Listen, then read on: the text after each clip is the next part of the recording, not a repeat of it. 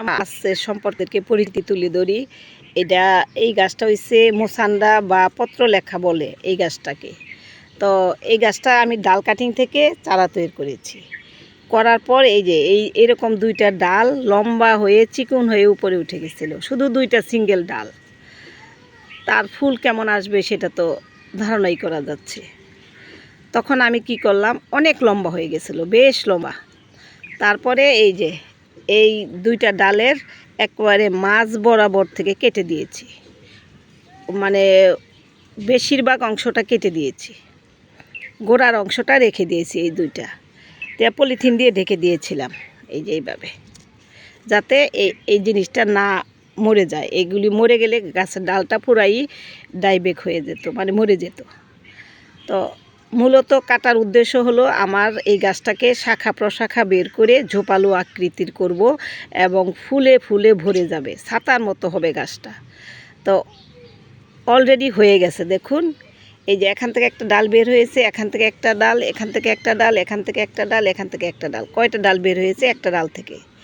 আবার এই ডাল থেকেও একটা, দুইটা, তিনটা, চারটা, পাঁচটা, ছয়টা, সাতটা ডাল বের হয়ে গেছে।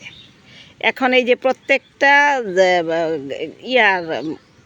গাছের পাতাগুলো মেলছে, এই ডগাটার থেকে আমি কেটে দিব, আর একটু বড় হোক, কেটে দিলে ওখান থেকে আবার শাখা প্রশাখা বের হবে, বেরে গাছটা ঝোপালো হয়ে যাবে।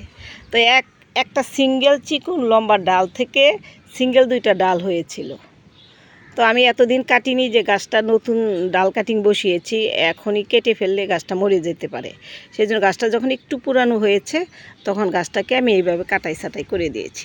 দেওয়ার পরে দেখুন এখন কি সুন্দর ঝোপালো আকৃতির হয়ে বড় হচ্ছে। এটাকে পত্রলেখা বলে, লাল লাল ফুল হয় এটাতে। আরেকটা আছে আমার গোলাপি গোলাপি ফুল হয়, তো ওইটাকেও কাটাই ছাটাই করে দিয়েছি। এইটা এখানে নাই, আরেকটা অন্য জায়গায় আছে। তো এইভাবে গাছকে যদি যত্ন করেন এবং গাছকে সুন্দর লুক দেওয়ার জন্য এবং বেশি বেশি ফুল পেতে গেলে, বেশি বেশি গাছটাকে সুন্দর ঝোপালো আকৃতির করতে গেলে এরকম প্রুনিং করে দিতে হবে। প্রুনিং না করলে গাছের সৌন্দর্য বৃদ্ধি পায় না এবং ফুল ফল বৃদ্ধি পায় না। তো আমার ভিডিওটা ভালো লেগে থাকলে অবশ্যই লাইক শেয়ার কমেন্টস করবেন, আর সাবস্ক্রাইব করে আমার পাশে থাকবেন, বেল বাটনটা বাজিয়ে দিবেন।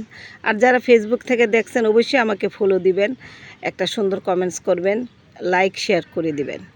এবং আসুন সবাই সবার পাশে দাঁড়াই, সবাই সহযোগিতা করি, তাহলে আমরা সবাই একসাথে এগিয়ে যেতে পারবো।